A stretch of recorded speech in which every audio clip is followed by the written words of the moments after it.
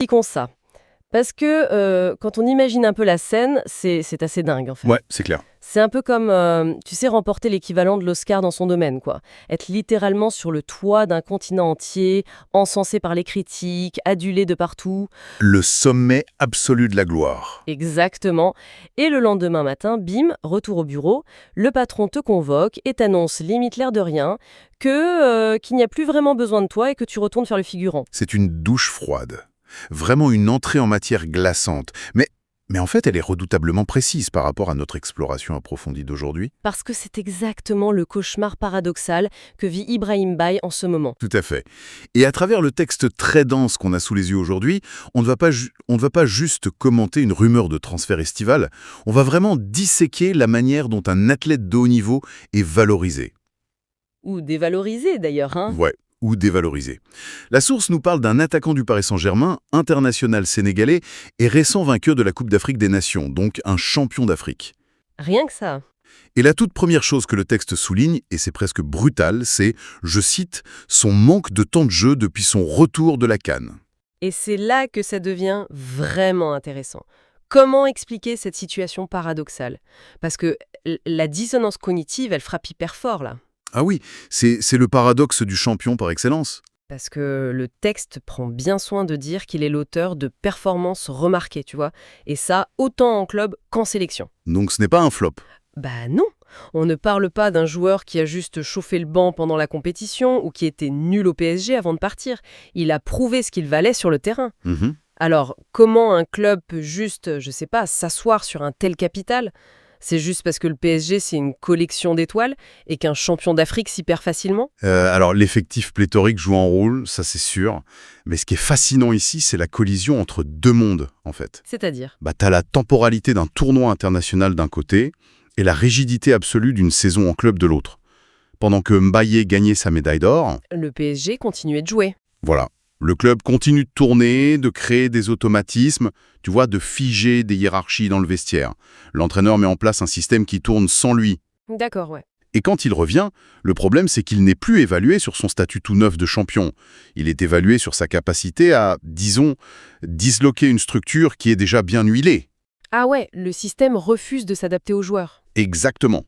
Tactiquement, politiquement même, le système le rejette presque. Ce qui crée une sorte d'urgence absolue pour lui, non? Parce que, naïvement, on pourrait se dire, bon, il est champion, il a un gros salaire au PSG, il peut juste chill et patienter sur le banc. Sauf que dans le football de haut niveau, patienter, c'est mourir à petit feu. C'est clair. Si on s'arrête 2 secondes sur ce manque de temps de jeu, c'est quoi les vraies conséquences invisibles pour un mec de ce niveau? Elles sont dévastatrices. Et à deux niveaux, physiquement et financièrement. Le texte ne le dit pas de manière explicite, mais l'urgence, elle transpire de partout. Ouais, on la sent. Un joueur, c'est pas un tableau de maître que tu mets dans un coffre en attendant que sa valeur monte, tu vois. C'est un actif hyper volatile. Il faut qu'il soit exposé. S'il ne joue pas, il perd le rythme de la haute compétition. Cette espèce d'acuité visuelle et physique qui te permet d'être bon à la milliseconde près. Et les recruteurs, ils savent ça parfaitement. Donc, plus à dire, plus l'étiquette champion d'Afrique s'efface au profit de l'étiquette remplaçant. Exactement. C'est une décote en temps réel. C'est fou de se dire que sa valeur s'évapore à chaque fois qu'il s'assoit sur le banc le week-end, quoi. Ouais. Et sur le plan psychologique, la chute d'adrénaline, elle est colossale. Tu passes de l'euphorie d'un sacre continental où tu es le roi du monde, T'es invincible, ouais. voilà, à la frustration des entraînements de la semaine sans aucun espoir de fouler la pelouse le dimanche. Ça crée une vraie fracture mentale. Et j'imagine que cette frustration, c'est un peu le moteur principal du marché des transferts, non? C'est ce qui attire les prédateurs, on va dire. C'est carrément l'oxygène des autres clubs, oui. Ce qui nous amène direct à la deuxième partie du texte, en fait. L'écosystème autour de cette anomalie de marché. La source indique que des clubs de Première Ligue, notamment Aston Villa, ils envisagent de passer à l'action cet été. L'appel de l'Angleterre. Mais là, je veux qu'on s'arrête sur un détail. Pour moi, ça change tout. Le texte cite sa propre source pour cette rumeur et c'est Sky Sports Première. Ah oui, un poids lourd absolu. Mais carrément, c'est pas un forum obscur sur Internet, quoi. C'est une institution. Mais si on est un peu cynique 2 secondes, est-ce qu'un média aussi énorme s'intéresse par pur hasard au temps de jeu d'un remplaçant en Ligue 1 ? Je vois où tu veux en venir. J'ai beaucoup de mal à y croire. Le fait de voir ce nom Sky Sports collé à cette info, pour moi, c'est de l'information militarisée. C'est une manœuvre, non? Si on relie ça au contexte global de l'économie du foot, ton cynisme est totalement justifié, ouais. Ah, merci. Bah, le journalisme de transfert à ce stade-là, c'est très rarement juste de l'observation neutre. C'est une participation super active au marché. Donc ils agissent comme un relais, en fait. Exactement. Quand Sky Sports publie ça, c'est parce qu'une des parties prenantes a un intérêt direct à ce que ça se sache. Quelqu'un a littéralement décroché son téléphone pour leur donner l'info. Mais alors, qui? C'est qui appelle Sky Sports pour ça? Il y a deux grandes hypothèses, et les deux sont passionnantes sur la façon dont l'industrie fonctionne. La première, c'est que c'est l'entourage du joueur, son agent. Pour briser la glace. Voilà. En faisant fuiter cet intérêt d'Aston Villa dans un grand média, l'agent envoie un message très clair au PSG. Regardez, mon gars vous super cher sur le marché anglais. Si vous le faites pas jouer, on a une sortie de secours prestigieuse. C'est un gros coup de pression, quoi. Genre, ne m'oubliez pas, le monde me regarde. C'est ça. Ça force la main des dirigeants parisiens. Et la deuxième hypothèse, c'est que l'info vient du club acheteur lui-même, d'Aston Villa. Oh, malin. Pour tester un peu les eaux. Exactement. Ils laissent filtrer ça, ils jaugent la réaction de leurs propres supporters, et surtout, ils envoient un signal de séduction aux joueurs. On pense à toi, on a l'argent. Et ça prévient aussi la concurrence, du coup. Surtout ça. Car le texte dit bien que plusieurs clubs de Première Ligue sont sur le coup. Et pourtant, il y a qu'Aston Villa qui est nommé explicitement. Ça, je trouve ça dingue. Nommer un club, ça rend le truc réel, tu vois. Ça matérialise la rumeur, oui. Dire des clubs le veulent, c'est flou. Dire Aston Villa le veut, boum, ça devient un projet sportif. Ça valide tout de suite son statut. Tout à fait. Et d'ailleurs, ça nous pousse à analyser pourquoi l'Angleterre, et ce club en particulier, cible ce profil-là. Le texte est hyper clinique, il parle de son potentiel et de sa progression. Ouais. Et en face, pour décrire la Première Ligue, on a deux mots qui pardonnent pas. Intensité et compétitivité. Alors, qu'est-ce que tout ça signifie?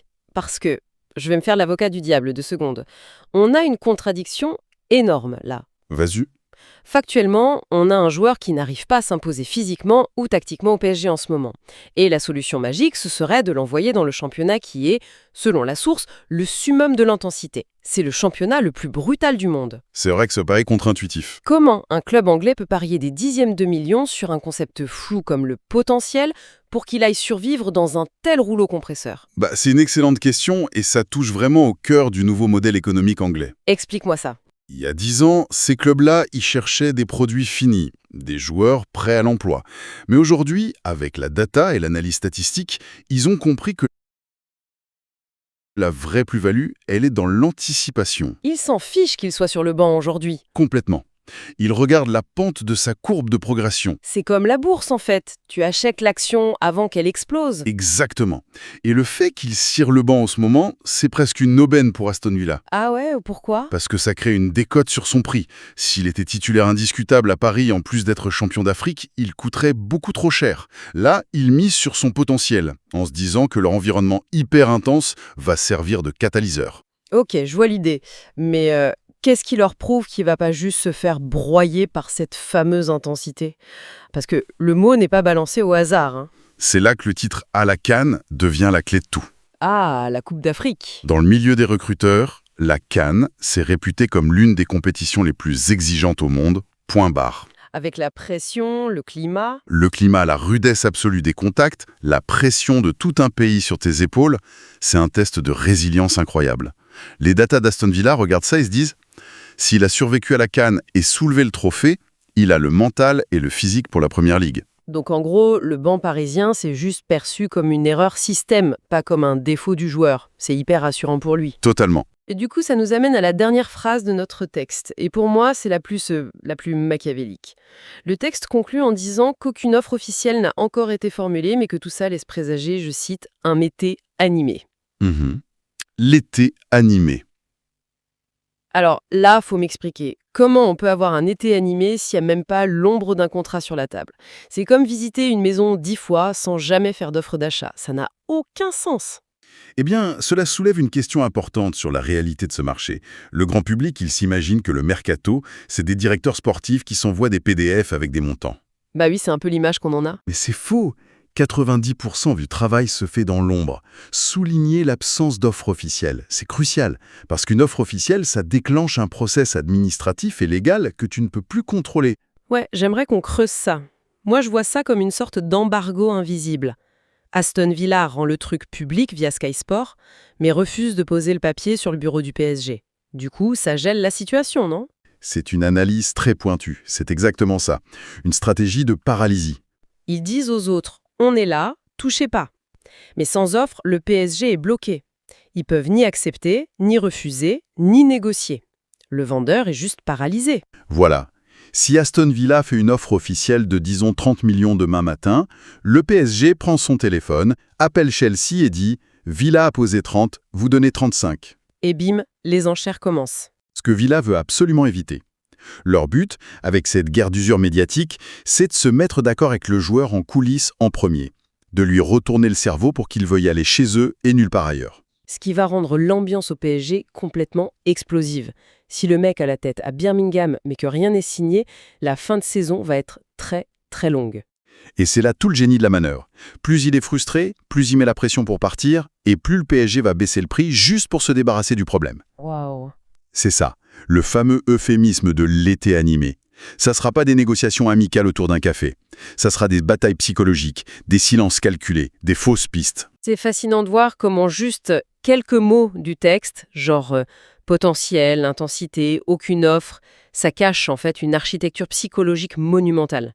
L'information, c'est vraiment un jeu de poker menteur. Un poker menteur à plusieurs dizaines de millions d'euros, oui. Et je trouve que ça pousse à une réflexion beaucoup plus large, bien au-delà de ce joueur en particulier ou du PSG. On l'a bien vu, Mbappé a une valeur intrinsèque de fou. Le talent, il l'a. La médaille de la CAN autour du cou, il l'a. Personne ne peut lui enlever ça. Les algorithmes du championnat le plus riche du monde voient cette valeur, et pourtant, au quotidien en France, cette valeur, elle est étouffée par les choix d'un seul coach ou la structure d'un seul club. C'est la dure réalité du sport d'équipe. Mais du coup, ça pose une question presque philosophique. Est-ce que la véritable valeur d'un talent, c'est ce qu'il sait faire avec le ballon, ou est-ce que c'est tragiquement conditionné par le système